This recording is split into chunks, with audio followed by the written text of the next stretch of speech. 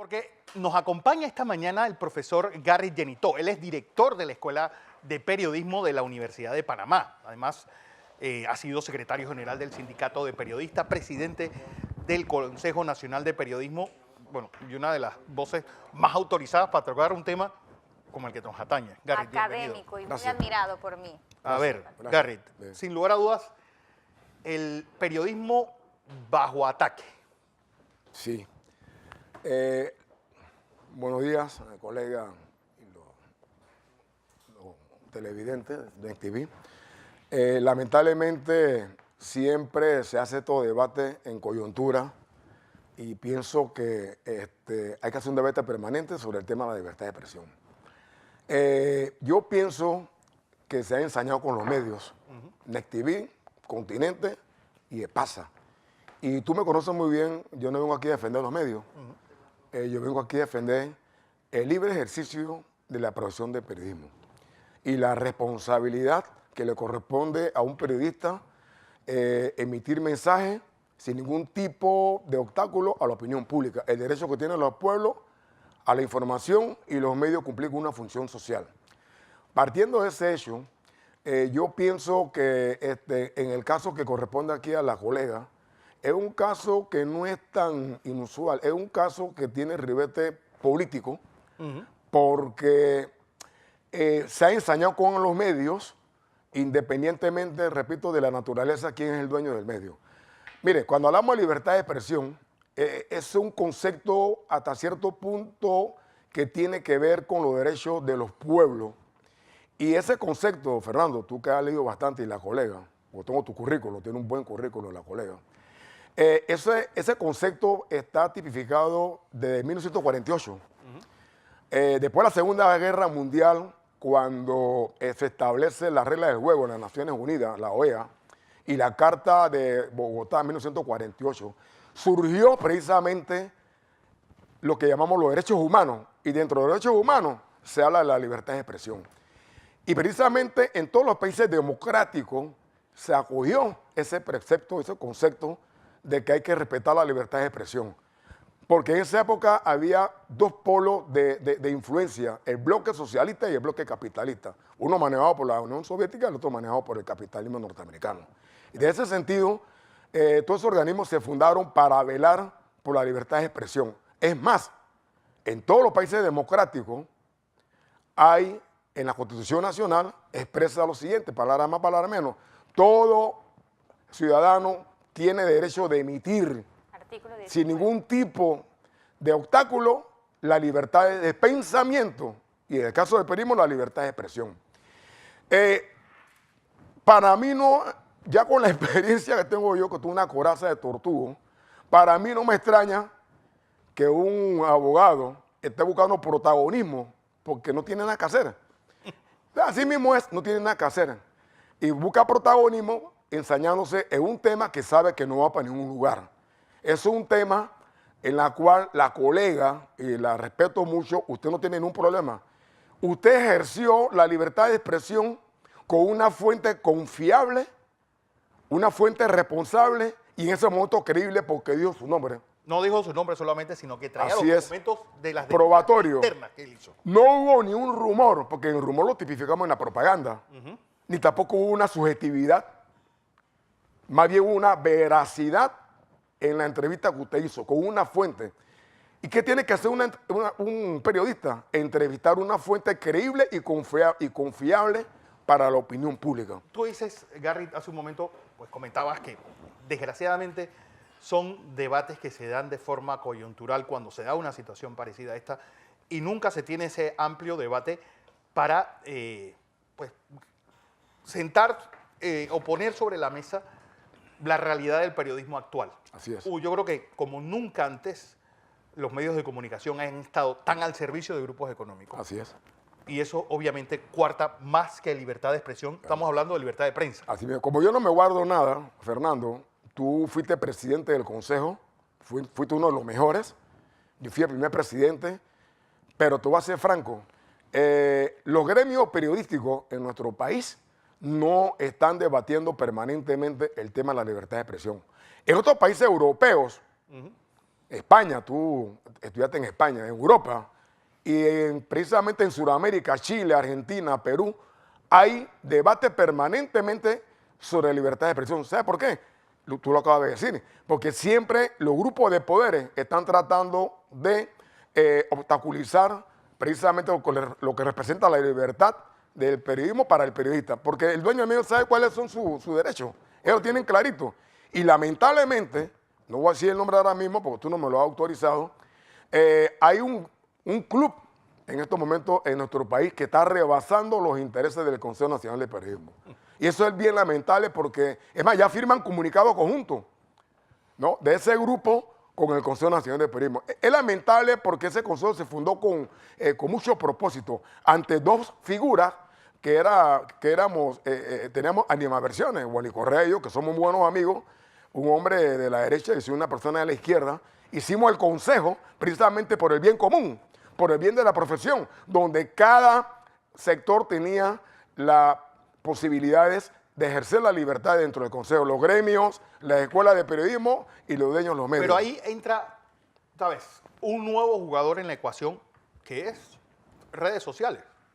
Bueno. Y ahí pues, hay un debate que Lupe y yo siempre hemos tenido sobre el rol de la red social. ¿Yo te puedo explicar eso? Pues que, por ejemplo, tú tienes, y yo siempre pongo este ejemplo, esta muchacha Windy Gerg, una youtuber panameña con más de 1 millón de seguidores en Instagram y más de 11 millones en su canal de YouTube. Es decir, ¿qué hacemos con esto?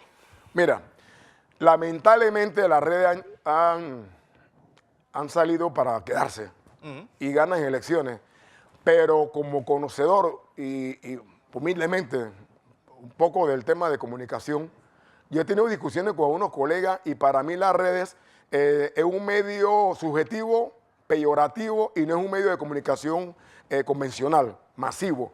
Mientras que a mí no me puedan convencer que ese medio de comunicación, que dicen que es masivo, no es masivo, porque los medios de comunicación vienen de los mass media, viene del periodismo convencional, donde una persona que se siente aludida de un problema de calumnia e injuria puede buscar una réplica, aunque se la publiquen un mes después. Es el medio convencional. Prensa, radio y televisión, que lo establece muy claro Marshall McLuhan, ese teórico. Sí, pero estamos hablando de Marshall McLuhan, de algo de hace 60 años. Sí, pero todavía tiene vigencia, ¿no? El canadiense norteamericano que le estableció los más media. Pero las redes es un medio distorsionador, es un medio subjetivo que va en contra de los derechos humanos. Ahí te zarandean la vida y tú no tienes derecho a replicar a nadie. Por eso es un medio bastante peligroso en contra de los derechos humanos.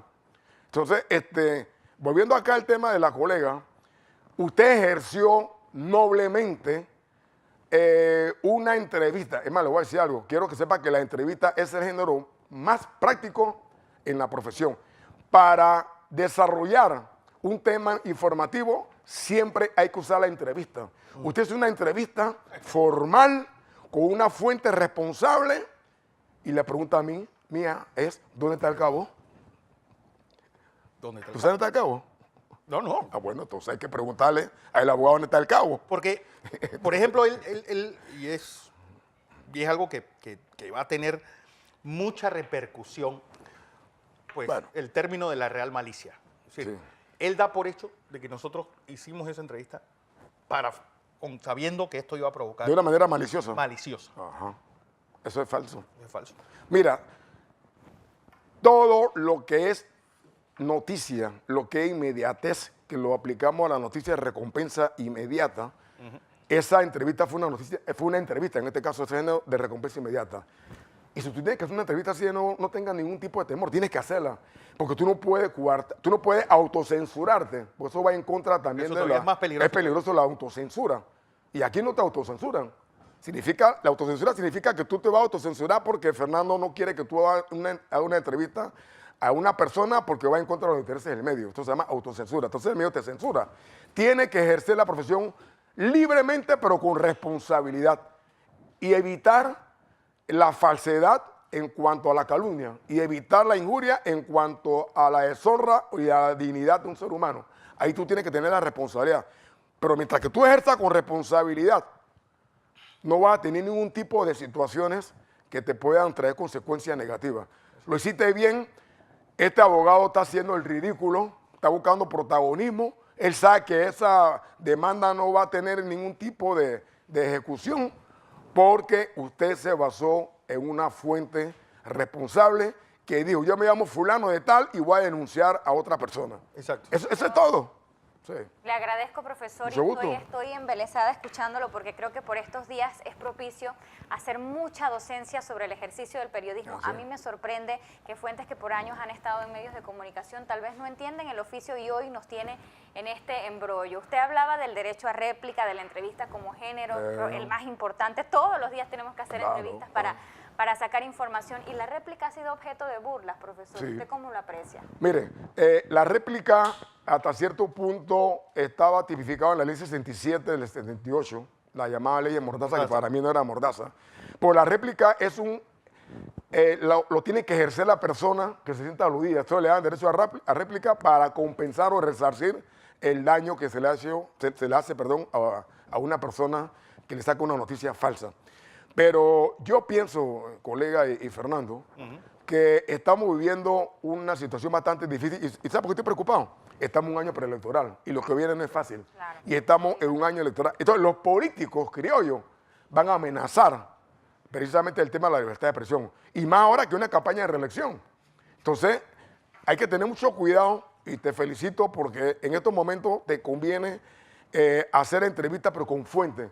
Si no lo haces con fuente, vas a caer en el rumor. Y el rumor no es periodismo, el rumor es propaganda. Y la propaganda es otra cosa. Entonces, vale la pena, ya para terminar, de que tengamos que seguir haciendo debates. Si los gremios no lo están haciendo, que la academia lo haga.